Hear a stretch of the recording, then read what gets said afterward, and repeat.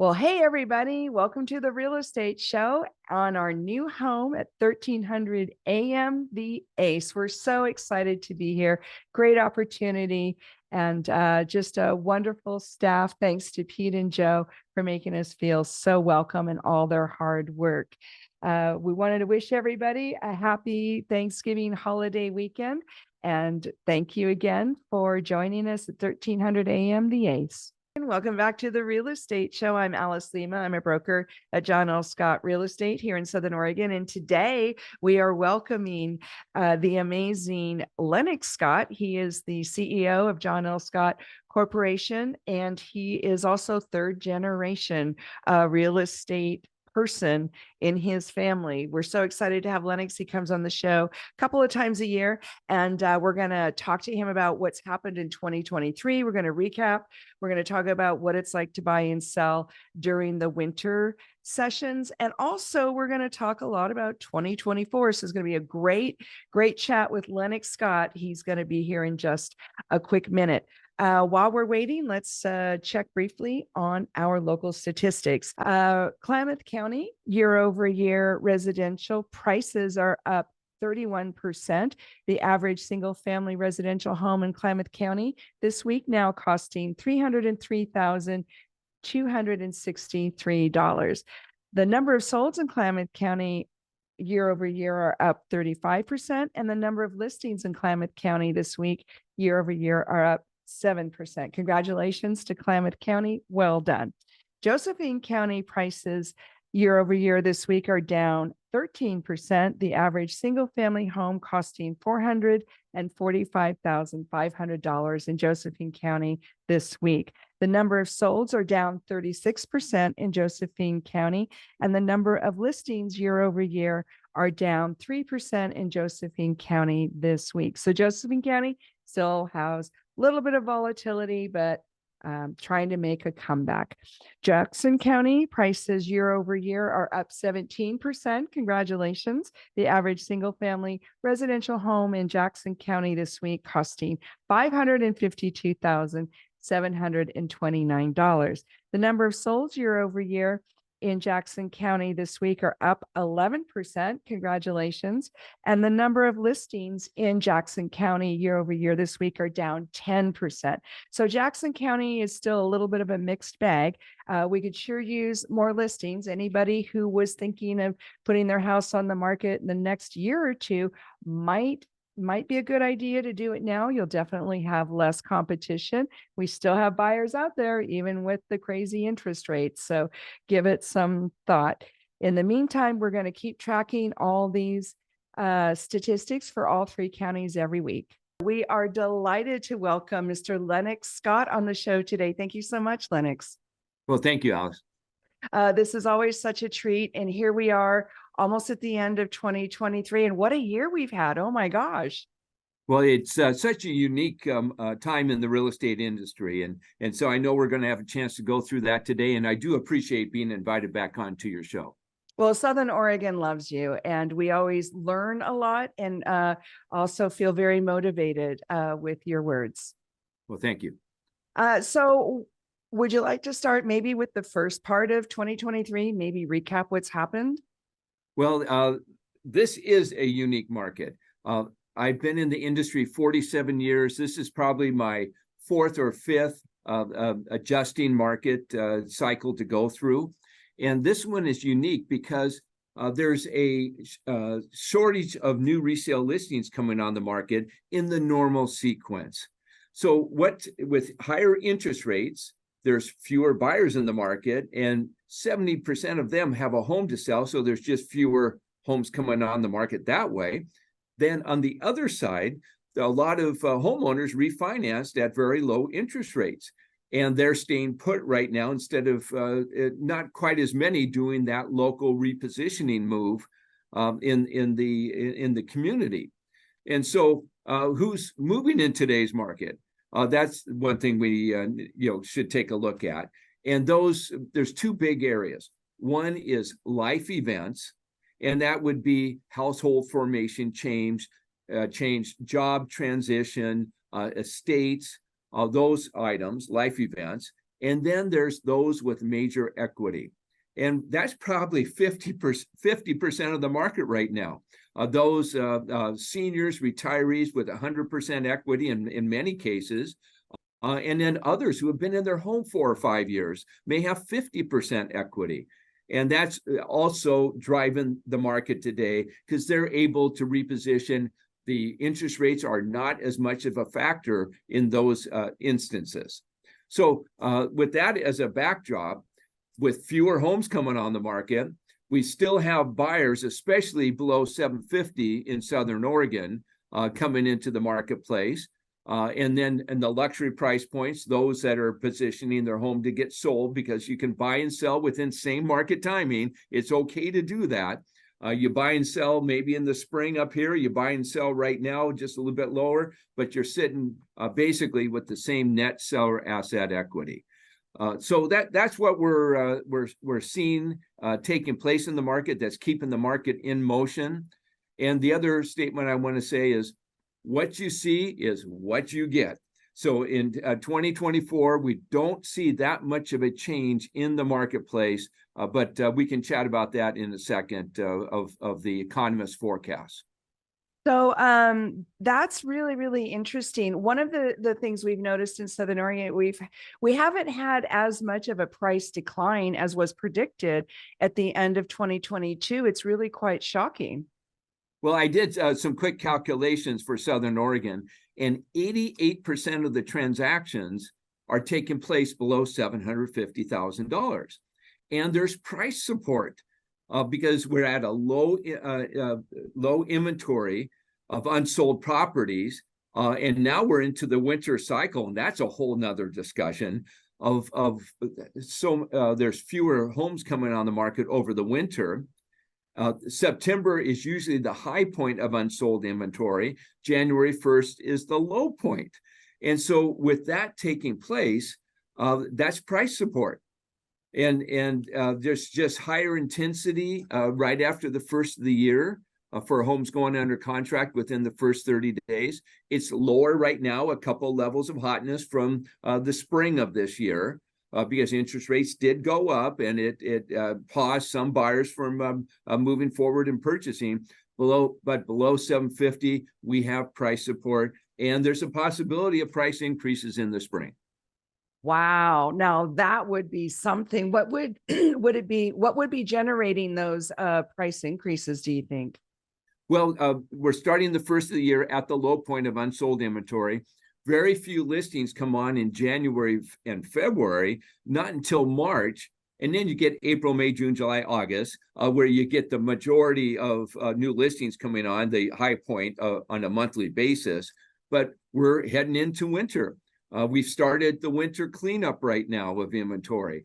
Right after the first of the year, or snow event or whatever, right after the first of the year, the buyers come out of the woodwork after the holidays, but there's just not the inventory present. And there's fewer listings. So in the wintertime, we always get about the same number of homes going under contract as new listings coming on the market.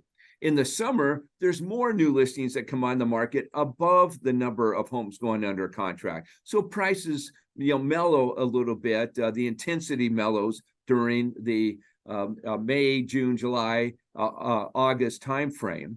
But in the first of the year, it's right there. The homes under contract to new listings, and that's where price support and the possibility in the spring. Real estate follows a pretty normal pattern. And although the numbers of transactions are lower right now because of those reasons I gave at the beginning here, we're to the normal seasonal pattern of when homes come on the market and when homes go under contract. I got it, they're at a lower level, but because of the unique situation of the market, there's no oversupply in the more affordable and mid-price ranges where 88% of the transactions are taking place. Yes, it really is dire straits for inventory in those lower price points for sure. And we do seem to have a few more buyers than sellers still. What advice would you give winter sellers right now, people who don't want to wait until next year? Well, it's part of that is taking a look at your area and price range and what your objectives are. We always get the question, when's the best time to sell your home? And the answer is when the timing's right for you, because it's okay to buy and sell within same market timing. So taking a look at where do you want to reposition? Where are you moving forward? That's the number one indicator. And what's your time frame to accomplish that?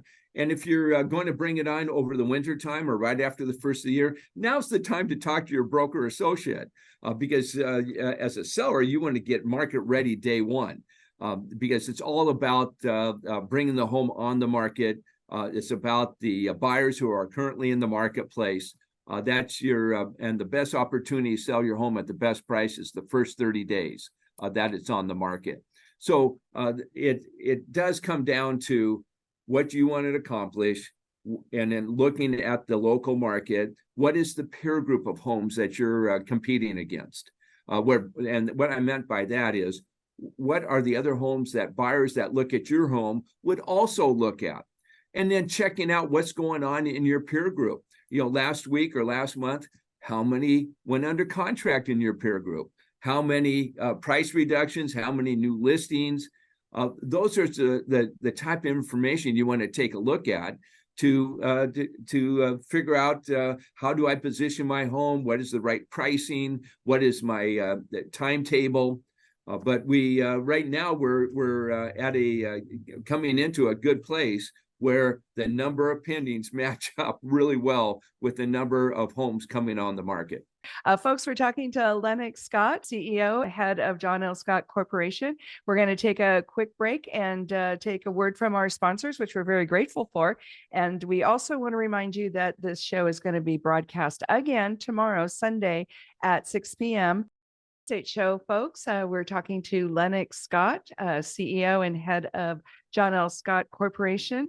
What about interest rates? We've had some surprisingly high number of increases, more than we thought we were going to. What are your personal thoughts on where those interest rate numbers are going next? Well, Alice, that has been a surprise, hasn't it? Yeah. Wow.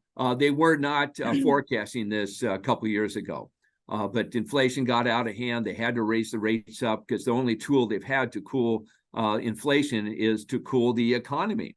And in fact, it's in process. So there's a couple of things I look at looking ahead.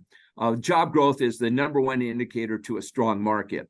And not only local job growth, but job growth in the major metro areas of where buyers also come from to Southern Oregon, from San Francisco, from Portland, from Seattle, and elsewhere. But those, Los Angeles, those are the big metro market areas for that. So job growth is slowing in the major metro market areas.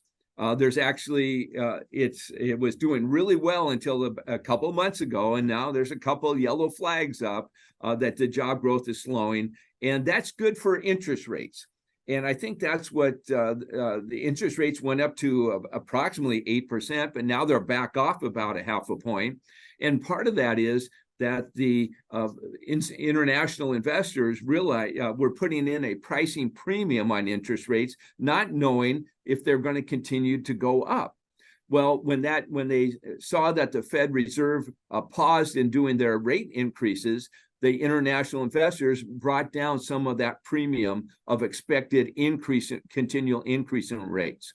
There's another inflection point that's coming up, and that's the appropriation bills in Congress.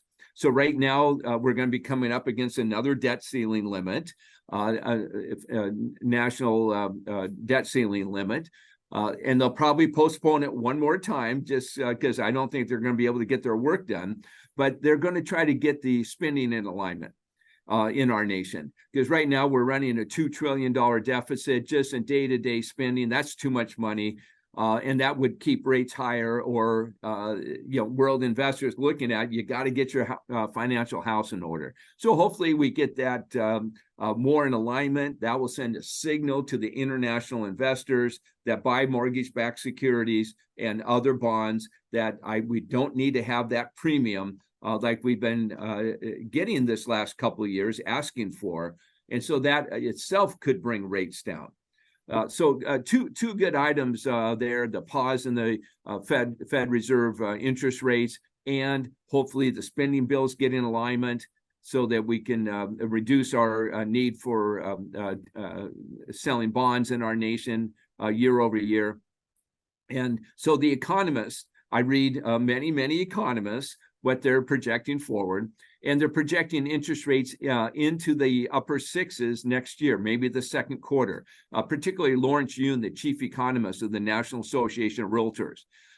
They're also predicting 6.3 by the end of next year. And some are predicting maybe at 6% or so in 2025. So it's still not going to change that much the amount of listings coming on the market, although when rates do come down, more buyers will come into the market. So there will be some more listings because they have homes to sell. But at the same time, the intensity is going to go up because there's going to be more buyers than new listings coming on, than new resale listing, additional listings coming on. So the intensity is going to go up, especially below 750 in Southern Oregon. That's going to take place. So the big question comes in, you're probably ready to ask it. Is it good to buy and sell now, or should you wait?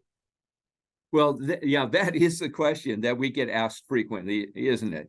Should I buy now, or should I wait until interest rates come down? And it depends. It depends what you want to accomplish. We help you move forward in life. So what your timetable is, it's okay to buy and sell now, especially in the more affordable and mid-price ranges. We know there's price support. We know there's a potential that prices may go up in the spring, even if they just went up 5%. On a $400,000 home, that would be $20,000. Well, if you purchase today, there's a certain interest rate that you're paying right now, and if the rates come down, there is a monthly payment differential. But that monthly payment differential might only be $300, $400, and over 12 months, that would be $4,800. Well, if the price of the home goes up $20,000 and you're saving $4,800 by waiting, you need to take a look at the math. So it really depends on the price range, you're feeling about where interest rates are going to go. There's also, we see home buyers looking at the possibility of buying down the interest rate being bought down the first year or two. They call it a 2-1 buy down or a 1% buy down to bridge that monthly payment, a little bit lower monthly payment for a period of time. So we know buyers are looking at that, and some sellers are offering that. So that comes into play about where we're going in the future. But with those few indicators going our way with the Fed Reserve, we're kind of at the pinnacle, it feels like. I can't say it's an absolute. I'm not an economist, but it feels like we're at the pinnacle on rates, and all the economists are forecasting lower rates. So I can purchase today if I found the right home, and potentially refinance down the road when the rates come down. So that's the big question for that. Well, and it's interesting because some of the buyers that waited out because of the volatility in 2023, we had the surprising support in the prices because of low inventory, and then they missed out. They missed out on having a home. They missed out on a little bit of appreciation. So timing the market is hard to do, even for experts, right? Oh, it sure is. And I've always had the statement over probably the last 35 years. Prices are only going to go up, and traffic's never going to get better, especially in the metro areas. Traffic will never get better. But in the more affordable and mid-price ranges, there's just not enough homes being built, and the appreciation will. It tends to go up 2 to 3% on a yearly average over a 10-year cycle. So we're just at the beginning stages of the next 10-year cycle. Last year, 2022, was the major adjustment year. This year and next year, the market will solidify, and then we'll get back into a nice growth phase for the 10-year cycle. So that's how real estate goes, and that's what I've experienced. This is my 6th 10-year cycle. Wow. I caught the tail end of the first one and then 4 in between. And now this is the start of my 6th cycle, and they've all been 10-year cycles. And there's always a predictability to it. Is that what you're saying? Yes, the real estate is very predictable. We have a phrase within Giles Scott, the 6 phases of the yearly housing cycle, so predictable. They go in 2-month phases. And then you have the 10-year cycle, and then you have items that come up on occasion. Like during that 10-year cycle, Like pandemics. anytime you really get oil prices going up, you get Oil. inflation, and then the economy has to. They have to cool. The economy just cools down on its own at that time, and so those things do take place. So what words would you have for people that are waiting for the crash to happen again? Because we still have quite a bit of that rumor going around that there's going to be a huge housing correction. Well, what we're looking at, so the one segment that there's where we have good selection and good pricing also at the same time is in the luxury price points. In Southern Oregon, above 750, there is inventory available. We are going to go through the winter cleanup. The luxury cleanup is what we call it, where listings expire, or luxury homeowners that are selling their property take their home off the market and then reposition in the spring. Happens this way every year.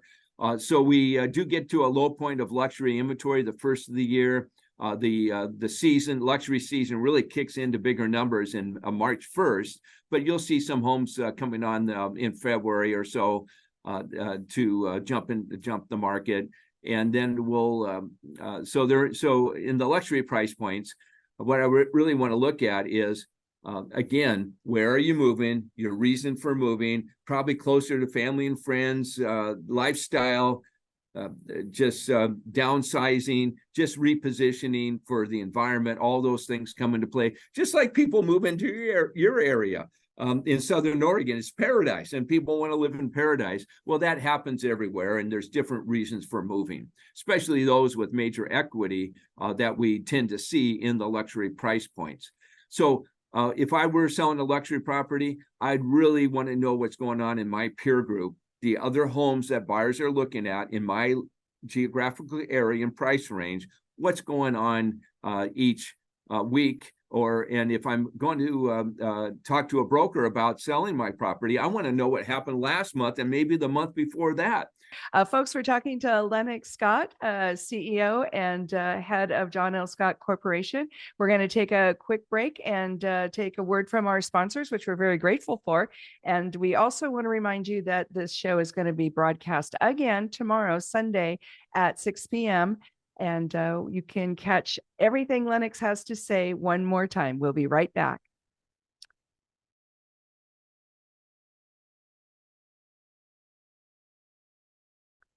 Well, welcome back to the Real Estate Show, folks. We're talking to Lennox Scott, CEO and head of Giles Scott Corporation.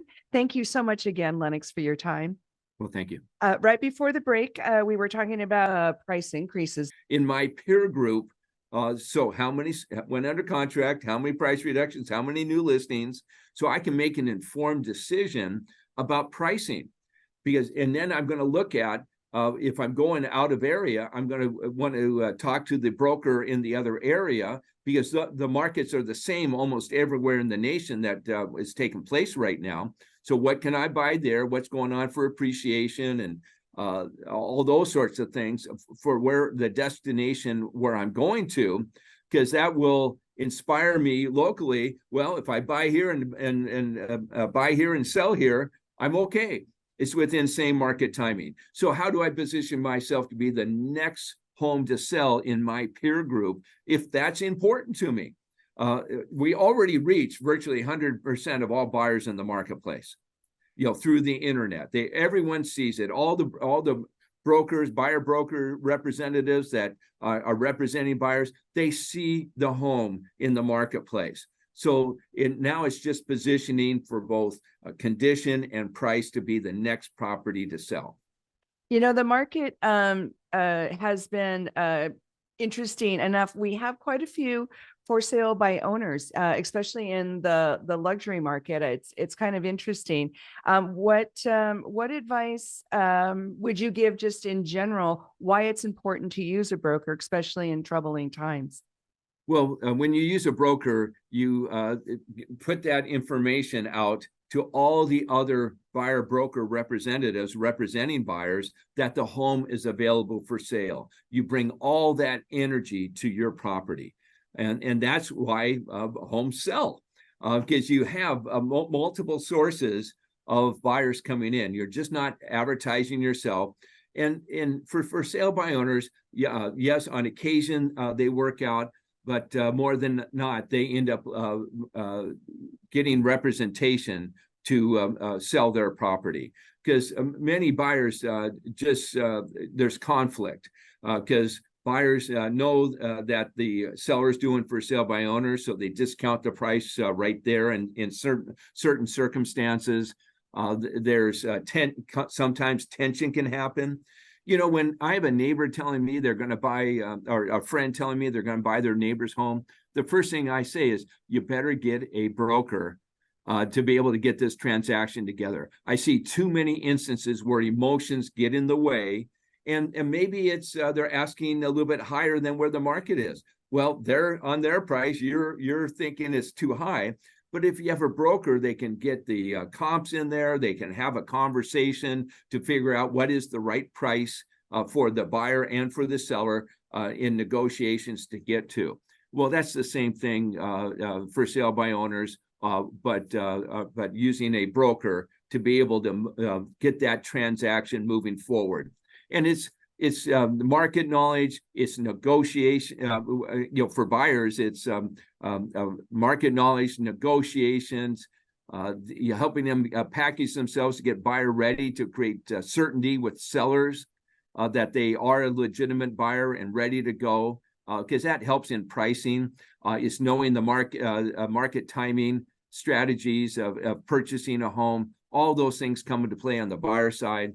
And of course, on the seller side, it's about showcasing their home in the best light to get the best price. Yeah, it is definitely a much better experience for both the buyer and seller if a broker is involved. And there's a lot of good technical reasons for that too. And Alice, I just want to say, when my wife and I, when we purchase a home, we get a broker to represent us. Oh, you do? Yeah, I have a license and I could probably go in and try to negotiate. I don't know the nuances, the consultation, the being able to communicate and represent, to have representation is so key. I would never purchase a home without a buyer. Without a buyer representative representing us. Well, look at that, folks. Lennox gets a broker. That's how important it is. Speaking of getting a broker, there's been a lot in the news lately about NAR and buyer agency agreements and some shifts in the industry. Would you be able to speak to some of those trends that are coming up? Yeah, sure. So the buyer representation agreements are coming into play, and it's a understanding between the buyer broker representative and their client. And this is a good thing because what it does is it goes over we go over our services and our representation, because being a buyer representative, we partner with our client as their personal representative. That's what the buyer representation agreement goes over. And it goes over the compensation that we will receive. So there's total transparency of what's taken place. We believe in personal representation. That's the key of representing a seller, but also, in this case, representing a buyer. And so it's an understanding, it's a commitment level, it's being their advocate, the experience level, the trust involved, and it's not only negotiations, but it's also networking with other brokers to find out the nuances to the transaction, so we can get it, that we can move forward and get a house for someone, so that's a big part of buyer representation. So we just want to prepare people that that's another piece of paper that's going to be presented on the buyer side.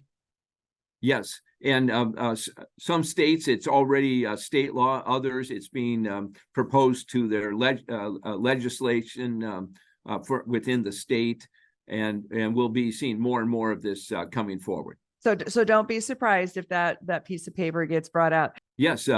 So in buyer representation, our job is to help our buyer client buy the right home at the right price. And that starts from the buyer consultation that we have. So we can go over what's important to them, what are the nuances of their desires within the home. Because many times we're near 100% of buyers look at the internet during the home search and they introduce homes to us. And we need to take it through our filter also. Is this truly the right home? Or are there other homes available that they really, we think that would be good for them to take a look at so they can make that decision in looking for a home. So it starts out with that buyer consultation. Of course, if they need financing, but we have many buyers that have a lot of equity, but financing is still a situation that we really want to help our buyers get packaged so that there's that certainty for the sellers. And then the right home.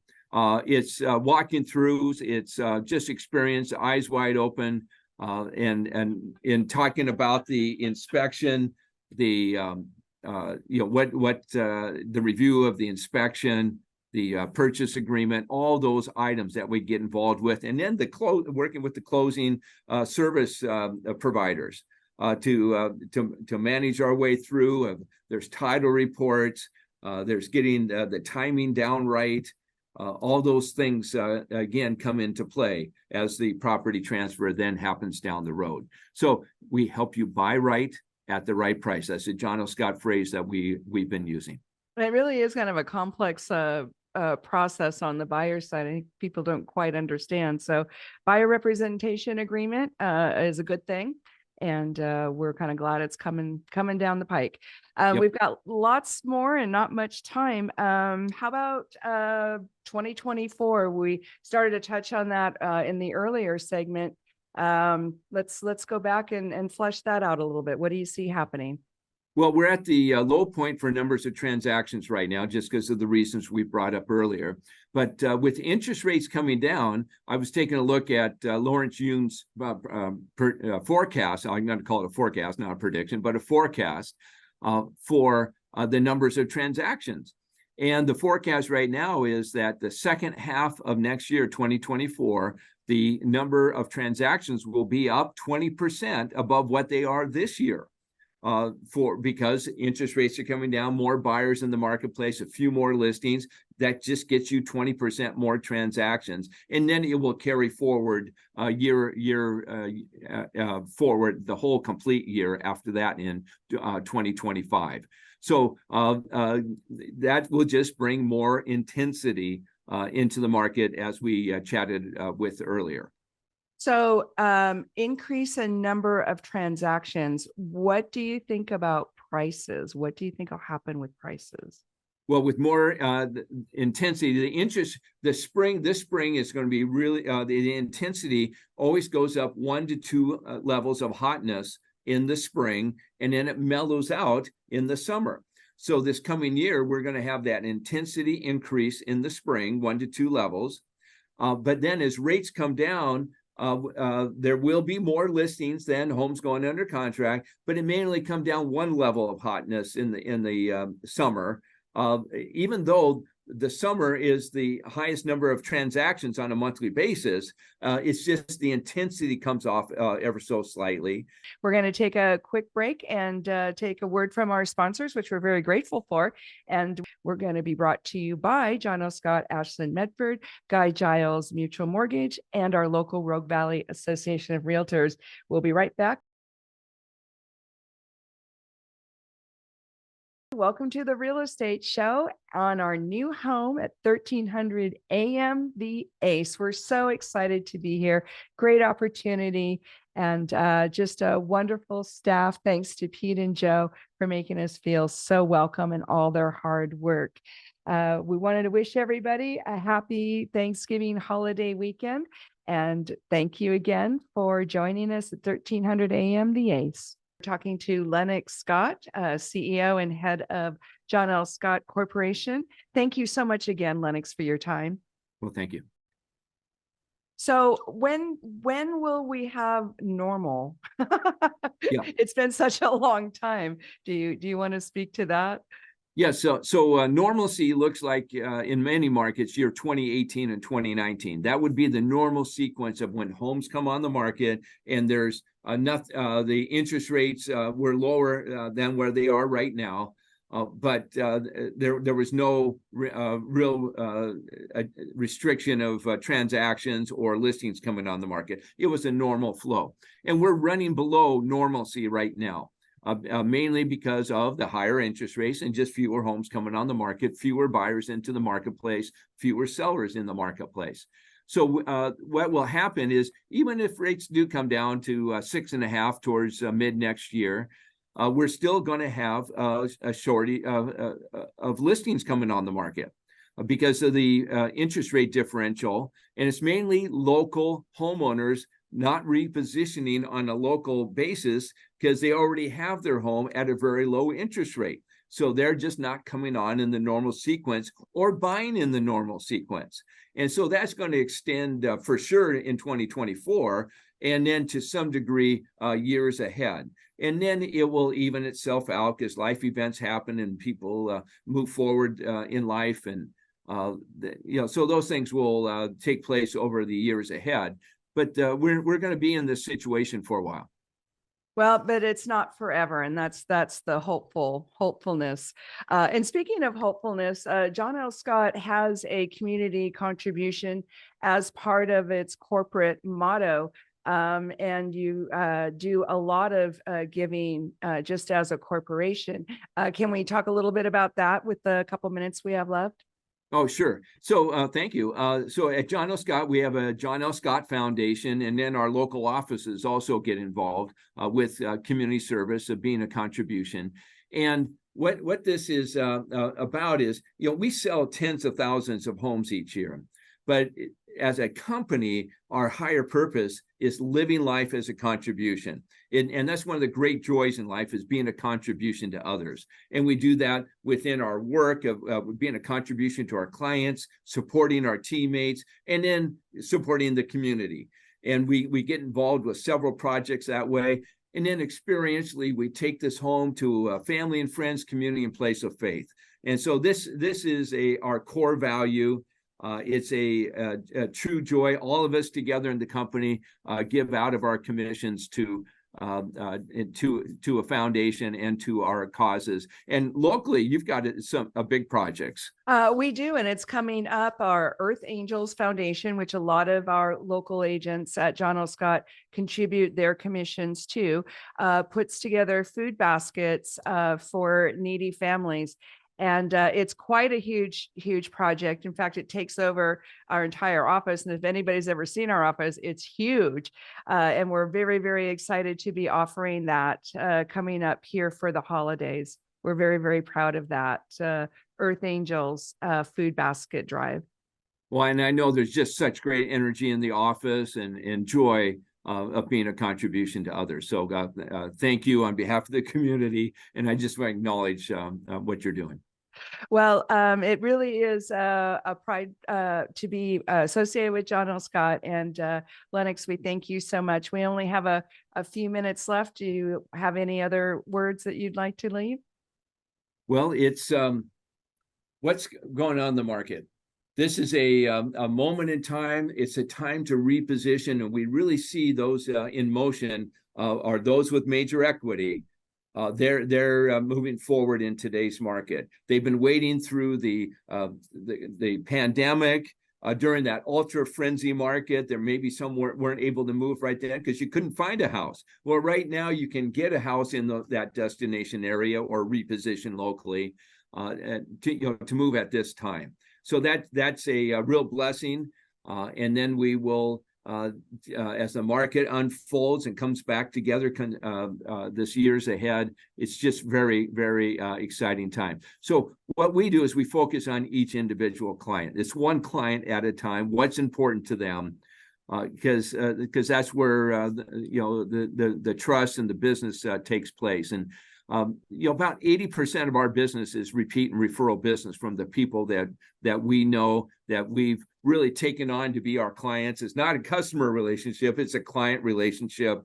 And that's what drives our business, just as we use their services when it's appropriate for us, or refer people to them. And it's just all of us, we're all connected. We want to, all of us, help uplift each other in the community. And you just have that taking place in Southern Oregon. Well, thank you again, Lennox. That's just wonderful. And maybe we'll get to speak with you again in 2024. Thank you. Guy Giles is with us today from Mutual Mortgage. He is our in-house lender and a sponsor of the show. So glad to have you back, Guy. Hey, I'm glad to be here at the end of a kind of a crazy year, but there's still a lot to be thankful for. So anyway, just kind of muddling through right now. So we're still having a lot of volatility. And right before we went on the show, you were mentioning that you've got some concerns about people's credit, and that we should talk about that on the show today. Yeah, I think that well, I don't think, literally, credit card debt is kind of at an all-time high. I don't want to go negative on all this, because there's definitely some positive things out there, but I think just kind of educating people on being careful, going into this Christmas season, racking up a bunch of credit card debt that takes forever to kind of pay off. So I just thought I'd go into a few different things that affect your credit score, so that people can just kind of make a wise decision on how you're going to deal with this season coming up, because it's super easy to spend a whole lot of money. And if you're trying to prepare yourself to buy a house, you definitely do not want to tank your credit score. One of the concerns that I've had is, as people are racking up credit card debt, you might have some of these lending institutions, once you get over a 50% utilization, meaning you have $10,000 that you could borrow on a credit card. Once you start getting over 50% or $5,000 borrowed, they might start reducing your credit limits. And we're seeing that a little bit right now. It's not what I'm directly involved in, but I have heard of them doing that. Oh, wow. Yeah, so I mean, it could be something that you just anticipated temporarily to have it like that. But if they lower your credit availability down to $8,000, because they're getting worried that you're starting to rack up a lot of credit card debt, now all of a sudden you have less available credit, and you really want to leave your utilization at about 30% or under. Wow, I don't think people know that. Well, yeah, it's not necessarily common knowledge, and that's the reason that I really am trying to caution people about not getting into, too much debt when it comes to that. So, it hurts your credit score if you're over, about a third utilization. So, say in that situation that I talked about a minute ago, you're at 50% because you borrowed $5,000 on a $10,000, one. Now they lower you to $8,000 credit limit. So that even makes it higher, and you didn't even actually borrow any more money. So I'm not saying that's going to happen to everybody, but it's something to definitely be aware of. And it's just a strategy that lending institutions use to make sure that they don't get over leveraged with people, because. Well, but they're being preventative. That's the part that's so interesting, don't you think? It's and maybe this is a side effect of the digital predictive analysis and all the big data thing, that they're watching people's credit card balances. And even though you're not at your limit, they're getting nervous and they're jumping in and kind of lessening their risk. Is that kind of what you're saying? Yeah, and you're absolutely right, especially with a lot of the new AI coming out. I'm sure these things can run models, just, and then all of a sudden you have your risk factor. I'll bet that's what they're doing. They're getting every day. And, I've actually seen a few different people, use strategies to try to get out of it. And I've had people that have come to me recently and done done refinances because Well, and that's the point of this conversation. It's the point of the show is that there's always a way to figure it out. And so you want to get in touch with Guy Giles. You want to give your number real quick before we sign off? yeah, actually my cell phone number is 541-944-6987, or you can just look up Guy Giles on the internet also. Oh, that's great. Well, and thank you, Guy. We really appreciate you. That wraps up the Real Estate Show's debut episode on the ACE 1300 AM. Have a beautiful rest of the holiday weekend. We'll be back again next Saturday. Hug those you love.